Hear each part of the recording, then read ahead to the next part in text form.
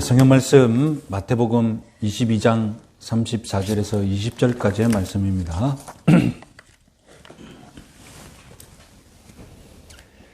신약성경 38페이지 마태복음 22장 34절에서 20절 우리 다 함께 읽겠습니다. 예수께서 사두개인들로 대답할 수 없게 하셨다 함을 바리새인들이 듣고 모였는데 그 중에 한 율법사가 예수를 시험하여 묻되 선생님, 율법 중에서 어느 계명이 크니까? 예수께서 이르시되 내 마음을 다하고 목숨을 다하고 뜻을 다하여 주 너희 하나님을 사랑하라 하셨으니 이것이 크고 첫째 되는 계명이요 둘째는 그와 같으니 내 이웃을 내 자신과 같이 사랑하라 하셨으니 이 계명이 온 율법과 선지자의 계명이 강령이니라. 아멘. 네, 고난주간 화요일에 예수님은 예루살렘 성전에서 유대 종교 지도자들과 논쟁 중이십니다. 표를 보시겠습니다. 예수님을 죽이는데 이 고속거리를 찾기 위해서 모든 유대 종교 지도자들이 총동원되었습니다. 그래서 헤롯 땅 사두개인들 그리고 오늘 본문에서는 바리새인들 마치 릴레이 경주하듯이 지금 예수님께 도전하고 있습니다. 바리새인들은 바리새인답게 최고의 율법사를 출전시켰죠. 그래서 율법 중에 어느 계명이 크니까? 이 질문에 예수님은 정답을 말씀하셨습니다. 내 마음을 다하고 목숨을 다하고 영혼을 다하고 뜻을 다하고 지성을 다하고 하나님을 사랑하는 것, 이것이 크고 첫째 되는 계명이다. 그런데 예수님은 한 가지 답변을 덧붙이셨습니다. 둘째도 그와 같으니, 큰 계명이 둘째도 그와 같으니 내 이웃을 내 자신과 같이 사랑하라는 것입니다. 율법사는 첫째 되는 계명, 소위 골든 룰을 질문했는데 예수님은 첫째 되는 계명에 이어서 골든 룰에 이어서 두 번째 되는 계명, 실버 룰까지 지금 가르쳐 주신 것입니다. 자, 지지난주에 첫째 되는 계명을 강의했죠. 오늘은 둘째 되는 계명을 강의해 보겠습니다. 자, 오늘 말씀에서 첫 번째로 주목할 것은 예수님은 이웃에 대해 독창적으로 가르치셨다는 것입니다. 이웃사랑은 이미 구약율법의 명령입니다. 레위기 19장 18절 말씀 우리 같이 한번 읽어보겠습니다. 원수를 갚지 말며 동포를 원망하지 말며 내 이웃 사랑하기를 내 자신과 같이 사랑하라. 예수님은 이미 마태복음 5장 43절 그리고 19장 19절에서 두 번이나 이 레위기 19장 18절을 인용하셨습니다. 22장에서 또 인용하셨으니까 벌써 세 번째 인용하신 것입니다. 이만큼 예수님은 일관되게 이웃사랑을 중요시하게 여기셨습니다. 그럼 유대인들은, 예수님 말고 유대인들은 이웃사랑을 소홀히 했을까요? 레위기 19장 18절에 대해서 유대인들은 잘 지키고 있지 않으니까 예수님이 지금 강조하시는 것일까요? 그렇지 않습니다. 레위기 19장 18절은 이웃사랑은 유대인들도 소중히 여기는 계명입니다. 그래서 존경받는 랍비 아키바는 레위기 19장 18절을 어떻게 주석을 했느냐? 토라의 가장 위대한 원리다. 레위기 19장 18절 이웃사랑이야말로 토라가 가르치는 가장 중요한 원리다라고 가르쳤습니다. 예수님 당시에 유대인들은 이웃사랑을 가르침받고 실천하고 있었습니다. 그 전통이 오늘날까지 이어집니다. 오늘날도 유대인들은 이웃사랑을 잘 실천합니다. 오늘날 예루살렘의 재래시장에 가면 하루 장사를 마친 상인들은 팔다 남은 먹거리들을 잘 포장해서 자기 문을 닫고 그 앞에 놔둡니다. 왜 그럴까요? 가난한 사람들이 와서 그것을 가져가라고. 그냥 공짜로 가져가도록 배려한 것입니다. 율법이 그렇게 가르치고 있기 때문에. 추수할 때 떨어진 나라를 어떻게 하라고 했습니까? 줍지 말고 그대로 놔두라고 했지 않습니까? 왜냐하면 가난한 사람들이 와서 먹을 수 있도록. 마찬가지로 오늘날 유대의 재래시장에서까지 그렇게 지키고 있는 겁니다. 그러면 여러분 이웃사랑 잘 실천하고 있는데 예수님은 왜 계속 이웃사랑을 말씀하십니까? 유대인들의 문제는 이웃이 누구냐는 것입니다. 유대인들의 이웃이 누구냐? 유대인들은 이웃의 범위를 유대인으로 제한했죠. 레위기 19장 이 이웃사랑 명령에서 이웃은 문맥상 유대인이거든요. 그러나 율법 전체를 보면 구약 성경은 이방인들에게도 자비를 베풀라고 명령하고 있는데도 불구하고 유대인들은 우리의 이웃은 유대인이다라고 제안했던 것입니다. 그래서 여러분 누가복음 10장에서 아주 흥미로운 광경을 볼 수 있죠. 자, 누가복음 10장 25절에서 30절까지 말씀 우리 같이 한번 읽어보겠습니다. 어떤 율법 교사가 일어나 예수를 시험하여 이르되 선생님 내가 무엇을 하여야 영생을 얻으리이까? 예수께서 이르시되 율법에 무엇이라 기록되었으며 네가 어떻게 읽느냐? 대답하여 이르되 내 마음을 다하며 목숨을 다하며 뜻을 다하며 주 너희 하나님을 사랑하라 하고 또한 내 이웃을 내 자신같이 사랑하라 하였나이다. 예수께서 이르시되 네 대답이 옳도다. 이를 행하라. 그러면 살리라 하시니 그 사람이 자기를 옳게 보이려고 예수께 여짜오되 그러면 내 이웃이 누구니까? 예수께서 대답하여 이르시되 어떤 사람이 예루살렘에서 여리고로 내려가다가 강도를 만나매 강도들이 그 옷을 벗기고 때려 거의 죽을 것을 버리고 갔더라. 자, 누가복음에서는 율법사가 예수님께 하나님 사랑, 이웃 사랑이 정답이다. 영생 얻는 계명이다라고 답합니다. 그랬더니 예수님은 우리가 잘 알고 있는 선한 사마리아인 비유로 답하셨죠. 이웃에는 어떤 제한이 없다는 것을 그런 비유로, 반대로 이웃을 제한했던 유대인들을 꾸짖는 그런 비유였죠. 누가복음 10장에서는 율법사가 예수님께 하나님 사랑, 이웃 사랑을 답하고 마태복음 22장에서는 예수님이 율법사에게 하나님 사랑, 이웃 사랑을 답합니다. 조금 이상한 것 같습니까? 이상할 것 없습니다. 두 개의 사건은 장소와 시기가 다른 별개의 사건입니다. 그러면 무엇을 알 수 있느냐? 갈릴리의 율법사도 하나님 사랑, 이웃 사랑을 중요하게 받아들이고 있었다는 것입니다. 하나님 사랑, 이웃 사랑은 예수님의 독창적인 가르침이 아니라는 것입니다. 유명한 유대인 철학자 필로도 10계명의 두 돌판이 가장 중요한 가르침 두 개를 가르친다면서 첫째는 하나님을 향한 경건을 가르치고 두 번째는 사람에게 향한 정직을 가르친다. 이렇게 요약했습니다. 이처럼 조금만 생각 있는 유대인이라면 10계명의 두 돌판이 가르치는 것이 무엇이냐? 하나님 사랑, 이웃 사랑이라는 것을 다 알고 실천하고 있었습니다. 그래서 예수님이 이미 유대 랍비들이 가르치고 유대인들이 지키고 있던 하나님 사랑, 이웃 사랑을 인정하시고 인용하신 것이죠.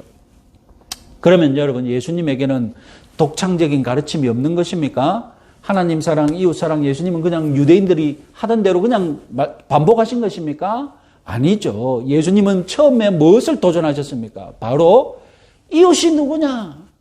여기서 예수님의 독창성이 이제 나오는 것이죠.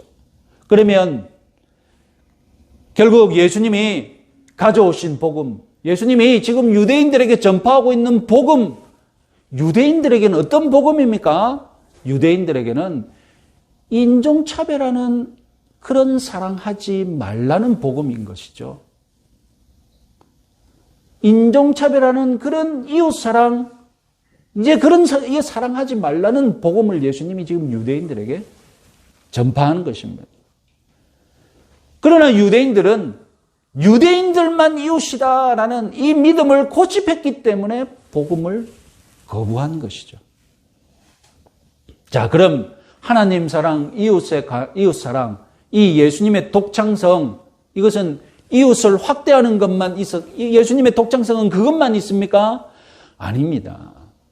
이웃의 범위를 무제한하신 것, 이것이 예수님의 독창성이지만 거기에 머물지 않고 이미 유대인들이 인정하고 있는 하나님 사랑, 이웃 사랑에 대해 예수님은 또 하나의 독창성을 가미하십니다. 그것이 바로 둘째는 그와 같으니입니다. 둘째도 그와 같으니. 둘째도 그와 같으니 이 말씀이야말로 예수님이 창의적으로 하신 말씀이며 예수님의 저작권인데 아주 혁명적인 말씀이죠. 유대인들이 생각할 수 없었던. 자, 오늘도 우리가 주목해야 할 것이 이 둘째도 그와 같다 말씀입니다. 자, 그래서 오늘 두 번째 우리가 주목할 것은 둘째는 그와 같다. 자, 여기서 그와 같다. 그는 무엇입니까? 하나님을 사랑하라는 첫째 계명과 이웃을 사랑하라는 둘째 계명 사이에 그와 같다는 말이 있지 않습니까? 둘째는 그와 같다. 당연히 문맥상 그는 첫째 계명이죠. 그러니까 둘째는 그와 같다 이 말은 둘째는 첫째 계명과 같다라는 말입니다. 우리는 이 둘째는 첫째와 같다 이 말에 대해서 두 가지를 질문해서 깊이 생각해 볼 수 있습니다. 첫째는 왜 이 말이 필요하냐, 왜 이 말을 덧붙이셨냐는 것입니다. 이 말이 없으면 어떻게 되느냐는 겁니다. 그리고 둘째는 첫째와 둘째가 같다. 그럼 왜 첫째, 둘째 구분했냐는 것입니다. 첫째, 둘째 같으면 구분 안 해야죠. 첫째, 둘째가 없이 그냥 쭉 말씀하셔야죠. 여러분, 이런 질문을 해봐야 되겠죠? 답을 찾으면 이 말씀의 핵심, 이 말씀이 우리에게 요구하는 바가 무엇인지 뚜렷하게 드러납니다. 자, 먼저 둘째는 첫째와 같으니 이 말이 왜 필요한가? 왜 덧붙이셨는가? 그럼 이 말이 없으면 어떻게 되느냐를 생각해 보면 되겠죠. 자, 첫째와 같다. 둘째는 첫째와 같다. 이 말이 없으면 무슨 일이 생기는가? 당연히 첫째가 더 중요하고 둘째는 덜 중요하다고 생각됩니다. 오늘 본문의 논쟁이 어떻게 시작되었습니까? 율법 중에 어느 계명이 큽니까? 이 질문에서 시작되었지 않습니까? 히브리인들에게 크다 하는 말은 무엇입니까? 무겁고 중요하고 첫째 된다는 것입니다. 지난주에 말씀드렸듯이 바리새인들은 성경에서 총 613개의 계명을 찾아내서 그 많은 계명들 중에 보다 첫째, 보다 우선적이고 보다 무겁고 보다 가치 있는 계명, 큰 계명을 서로 논하고 논쟁 중이었지 않습니까? 이 율법사의 관심도 가장 첫째 되는 계명, 가장 무거운 계명, 가장 가치 있는 계명이 무엇이냐고 지금 예수님께 물었던 것이거든요. 예수님도 알고 있습니다. 지금 예수님 자신이 첫째, 둘째라고 말하면 듣는 유대인들은 어떻게 생각한다고요? 듣는 유대인들은 첫째가 제일 중요하고 둘째는 둘째로 중요하구나. 이렇게 받아들인다는 겁니다. 그래서 그런 생각이 그런 생각이 들지 못하도록 둘째는 첫째와 같다라는 말을 일부러 덧붙인 것입니다. 분명히 문자적으로나 내용적으로 첫째 계명과 둘째 계명은 엄연히 다르죠. 하나님 사랑, 이웃 사랑 대상이 다르죠. 그런데 예수님은 첫째 계명과 둘째 계명이 같다고 하셨습니다. 그러면 이 같다는 말은 무슨 뜻입니까? 다름 아니라 유대인들의 오해를 방지하는, 그러니까 그 가치, 그 중요성, 그 무게가 같다는 것입니다.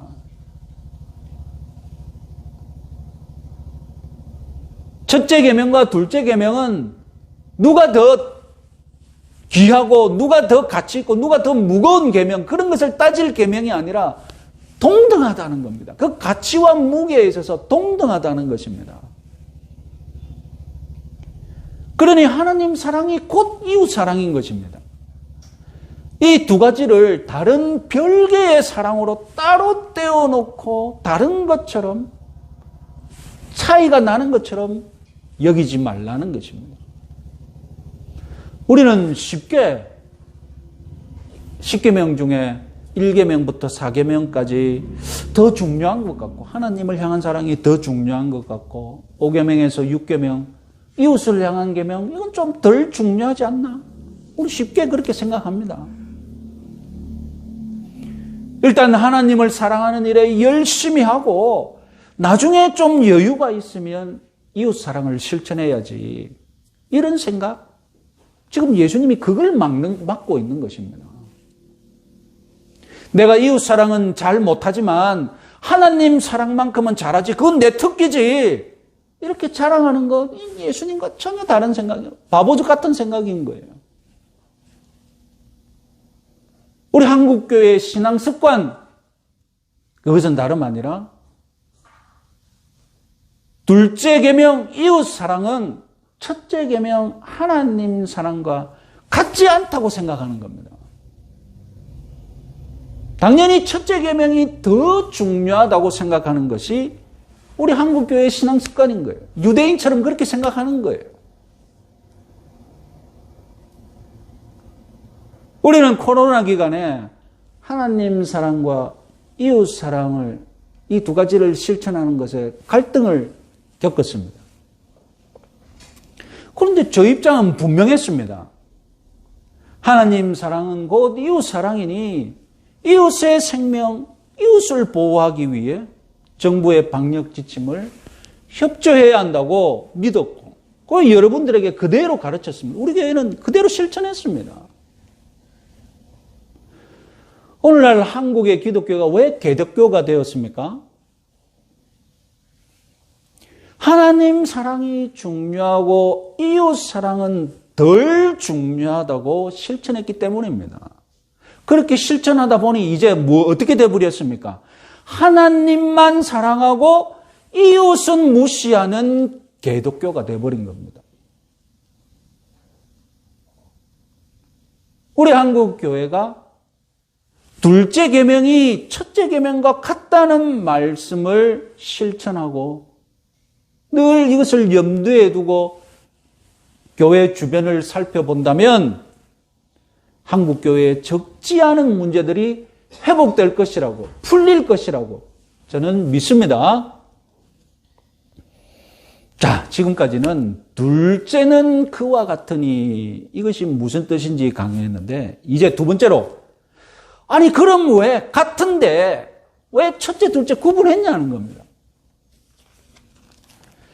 둘째는 첫째와 그 무게에 같다면, 그 가치가 같다면 첫째 둘째 구분 없이 말씀해야 되지 않느냐. 분명히 첫째라는 말은 둘째보다 우선권이 있는데, 분명히 그런데 첫째가 둘째보다 우선권이 있다는 건 명백한데 왜 예수님은 이렇게 서열을 지었냐는 것입니다. 그것은 다름이 아니라 첫째로 하나님 사랑이 둘째 이웃 사랑의 이유를 제공하기 때문입니다. 하나님을 사랑하는 자는 이웃을 사랑해야 할 이유를 알기 때문입니다. 근거가 있기 때문입니다. 대의명분이 있기 때문입니다. 원인이 있기 때문입니다. 하나님 사랑이 원인인 거예요. 하나님이 그것을 원하시기 때문입니다. 자, 여러분, 나와 하나님 간의 사랑은 수직적인 사랑입니다. 위에서 내려오는 사랑입니다. 나와 이웃 간의 사랑은 옆으로 퍼지는 수평적인 사랑입니다. 여러분, 물의 흐름을 잘 생각해 보십시오. 위에서 떨어지면 어떻게 됩니까? 네? 위에서 이렇게 떨어지면 어떻게 됩니까? 떨어진 것은 반드시 옆으로 퍼지게 돼 있죠. 그래서 첫째 하나님의 사랑이 둘째 하나님 이웃 사랑과 같은 것입니다. 하나님의 사랑이 내려오면 그 사랑이 옆으로 퍼져나가는 거예요. 이래서 첫째가 위에서 내려와서 둘째로 옆으로 퍼져가는 것입니다. 우리 주기도문의 한 구절 마태복음 6장 12절 같이 한번 읽어보겠습니다. 우리가 우리에게 죄 지은 자를 사하여 준 것 같이 우리 죄를 사하여 주시옵고. 용서는 곧 사랑이지 않습니까? 먼저 용서의 사랑이 우리에게 수직적으로 내려왔습니다. 그 용서를 수평적으로 우리끼리 나누었습니다. 그래서 다시 우리는 하나님을 향하여서 용서를 구하는 것입니다.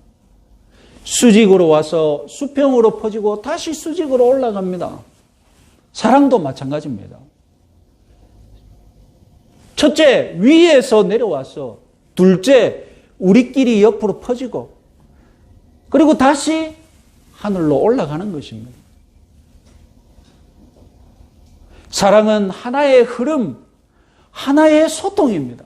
위에서 내려와서 옆으로 퍼지고 다시 한 위로 올라가는 하나의 사랑이 흐르는 겁니다. 하나의 사랑이 위로 옆으로 흐르는 것인 줄 믿으시기 바랍니다. 신비주의 신앙은 이웃에 대해 생각할 필요가 없습니다. 신비주의 신앙은 이웃을, 옆 사람을 생각할 이유가 없습니다. 오직 하나님만 바라보면 됩니다. 오직 하늘만 바라보면 됩니다. 하늘과 나만 생각하면 됩니다. 그것이 신비주의입니다. 반대로 인본주의는 하늘을 쳐다보지 않고 우리 옆만 쳐다봅니다. 오직 인간과 인간만이 중요합니다. 그러므로 인본주의는 인간을 우상시합니다. 우리 기독교의 사랑은 하늘에서 내려온 사랑이 옆으로 퍼져가는 사랑인 줄 믿으시기 바랍니다. 우리 기독교는 신비주의와 우리 기독교의 사랑은 신비주의적인 면이 있습니다. 우리는 하늘을 바라보고 하늘에서 내려오는 사랑에 취해야 합니다. 우리는 또한 인본주의적인 사랑이 있습니다. 왜냐하면 이 하늘에서 내려온 사랑이 옆으로 퍼져가야 하기 때문에. 논리적으로 하나님의 사랑이 첫째이고 이웃 사랑이 둘째인 것을 유념하시기 바랍니다. 자, 둘째로 하나님 사랑은 이웃 사랑의 이웃 사랑이라는 힘이 된다는 것입니다. 하나님을 사랑하는 자가 이웃을 사랑할 수 있습니다. 하나님을 사랑하는 자가 이웃 사랑할 힘을 가집니다. 하늘에서 내려온 사랑이 나를 채우고 나를 움직여서 이웃을 사랑하게 만든다는 것입니다. 우리는 쉽게 은혜를 받았다고 말합니다. 내가 하늘로부터 내려오는 은혜를 받았다는 것, 그것은 이제 내가 옆으로 은혜를 나눠줄 수 있는 힘과 여유와 에너지가 있다는 뜻인 줄 유념하시기 바랍니다. 정상적인 사랑의 과정이라면 하늘로부터 내려오는 사랑이 너무나 강력해서 원수마저 사랑하게 만드는 그런 강력한 에너지입니다. 하나님의 사랑, 위로부터 내려온 사랑은 이웃을 미워하기 어렵게 만듭니다. 정상적인 사랑이라면 하나님의 사랑으로 가득 찬 영혼은 형제를 미워할 때 뭔가 부자연스럽고 가책을 느끼게 되어 있습니다. 그게 부자연스러운 거예요. 진정한 하나님의 사랑, 그 사랑의 힘, 그 에너지는 형제를 미워하려고 해도 어쩔 수 없이 사랑하게 만드는 것. 이것이 정상적인 하나님의 사랑입니다. 그런데 비정상적인 사랑이라면 하나님을 사랑한다고 해도 이웃 사랑하기가 어렵습니다. 하늘로부터 내려오는 사랑이 아마도 내 속의 악한 마음을 이기지 못했을 것입니다. 그것이 아니라면 하늘에서 내려온 사랑에 힘이 없었을지도 모릅니다. 내가 이웃을 사랑하지 못해도 하나님은 잘 사랑하고 있다고요? 착각일 수 있습니다. 건강하지 못한 사랑입니다. 뭔가 잘못된 것입니다. 요한일서 4장 20절 말씀 같이 한번 읽어보겠습니다. 하나님을 사랑하노라 하고 그 형제를 미워하는 이는 거짓말하는 자니 보는 바 그 형제를 사랑치 아니하는 자가 보지 못하는 바 하나님을 사랑할 수 없느니라. 자, 비정상이라고 말하지 않습니까? 거짓말하고 무엇인가 잘못됐다고. 나는 정말로 하나님을 사랑해서 사랑과 은혜를 누리고 있는데 그런데도 이웃 사랑이 어렵습니까? 미워하기가 쉽습니까? 그러면 정말로 지독한 성도죠. 하늘부터 내려오는 그 강력한 에너지를 잡아먹고 짓밟고 오히려 이웃을 미워하는 그런 에너지를 발산하고 있다면 그 마음에 독한 그 마음이 얼마나 그 지독한 에너지를 가지고 있는지 여러분 깨달아야 합니다.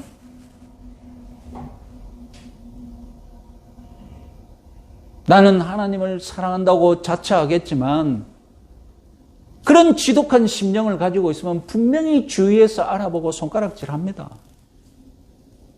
나는 하나님을 사랑한다고 했지만 주위에서는 저 사람 하나님 사랑하는 그리스도인으로 인정하지 않습니다. 하나님께 욕만 보이는 거예요. 하나님께 영광을 돌려야 되는데 사랑한다면 하나님께 영광을 돌려야 되는데 하나님의 이름에 먹칠만 하는 꼴인 거죠. 여러분들은 바람직한 사랑, 자연스러운 사랑을 하시기 바랍니다. 여러분이 위로부터 내려오는 사랑을 받고 있다면 여러분들이 통로가 되어야죠. 어떤 통로가 되어야 됩니까? 위로부터 내려오는 사랑이 여러분들을 통하여서 옆으로 자연스럽게 퍼져나가는 그런 자연스러운 사랑 하시기 바랍니다. 자, 둘째는 그와 같으니 이 핵심이었는데 정리해 봅시다. 예수님이 첫째, 둘째로 나눈 것. 이것은 그냥 논리적인 순서, 출발이 어디냐는 것이었습니다. 하나님에게서 내려오는 수직적인 사랑이 나를 통해서 옆으로 수평적으로 흘러가는 것입니다. 그래서 같지만 첫째와 둘째로 나눌 수 있는 것입니다. 예수님은 이 논리적인 순서를 말하고자 할 뿐인데 첫째, 둘째라고 하면 유대인들은 질적인 차이가 있다고 생각할까 봐 첫째가 더 우선적이고 더 중요하고 더 가치 있고 둘째는 덜 가치 있다라고 생각할까 봐 예수님은 둘째는 그와 같으니라고 말씀하셨다는 것. 이것이 예수님의 독창적인 이웃사랑, 하나님 사랑 가르침이라는 것 유념하시기 바랍니다. 자, 마지막으로 주목할 말씀은 내 자신같이 이웃을 사랑하라는 것입니다. 이웃 사랑의 표준, 이웃 사랑의 방법, 그것은 내 자신같이 사랑하는 것입니다. 옛날 번역에는 내 몸같이 사랑해라고 번역했었죠. 자기 사랑을 언급하신 것. 그것은 자기 자신을 주목하라는 말씀이 아닙니다. 이웃을 무시하고 자기 사랑만 힘쓰는 것. 이것은 타락의 본 모습입니다. 타락의 극치가 무엇입니까? 이웃은 없고 오직 나만 있다는 것입니다. 나만 생각하는 것이죠. 예수님이 지금 자기 사랑을 언급하신 이유가 무엇이겠습니까? 그것은 다름 아니라 너희들이 자기 사랑은 내가 명령하지 않아도 잘 지키고 있지 않느냐. 자기 사랑이야말로 가르치지 않아도 너희들이 잘 하고 있는 것 아니냐. 어떤 경우에는 자기 사랑만 하고 있으니 그렇게 자기를 사랑하는 것만큼 이웃을 사랑하라는 것입니다. 강조점은 여전히 이웃 사랑이지 자기 사랑이 아닙니다. 내 자신을 사랑하듯 이웃을 사랑하라. 이 명령. 왜 필요합니까? 그건 다름이 아니라 사랑할 때도 우리는 오염된 사랑을 하거든요. 사랑할 때도 우리는 잘못 사랑할 수 있거든요. 그래서 사랑한답시고 우리는 그 사랑을 무례하게 폭력적으로 사랑을 강요하기 쉽습니다. 그래서 우리의 사랑은 무례함이나 폭력으로 변질되기도 합니다. 사랑을 받는 사람을 배려하지 않고 일방적으로 내가 편한 대로 사랑을 베풀 때 그것은 사랑이 아니라 무례함이죠. 심하면 폭력이죠. 그래서 사랑을 베풀 때 예수님은 내 자신같이, 내 자신을 사랑하듯 입장을 바꿔보라는 것입니다. 사랑을 베푸는 내 입장이 아니라 사랑을 받는 이웃의 입장, 그것을 내 입장으로 삼으라는 것입니다. 이웃 사랑을 명하고 있는 레위기 19장 18절에 유명한 랍비 힐렐은 이렇게 주석했습니다. 자, 한번 같이 한번 읽어볼까요? 랍비 힐렐의 주석. 네가 싫어하는 그것을 너의 이웃에게 행하지 말라. 바로 이것이 율법의 전부요. 다른 율법들은 그에 대한 주석이다. 이웃을 내 자신같이 사랑하라는 것이 무엇이냐는 것입니다. 그래서 힐렐은 이렇게 주석했습니다. 네가 싫어하는 그것을 너의 이웃에게 행하지 말라.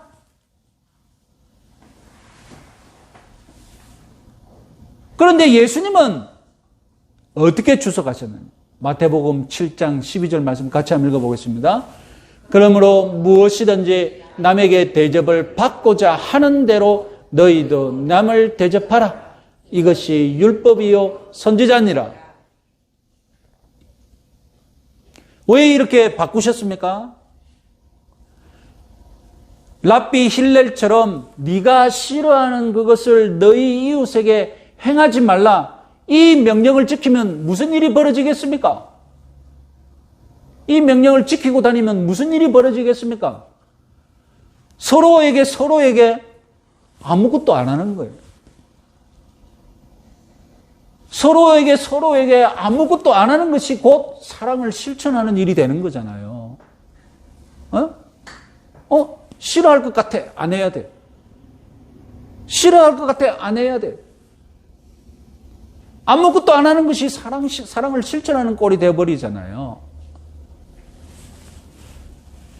예수님은 오히려 더 적극적으로 바꾸어서 네 자신을 사랑하는 것 같이 다 이웃을 사랑하고 네가 대접받고 싶은 대로 남을 대접하라는 것입니다.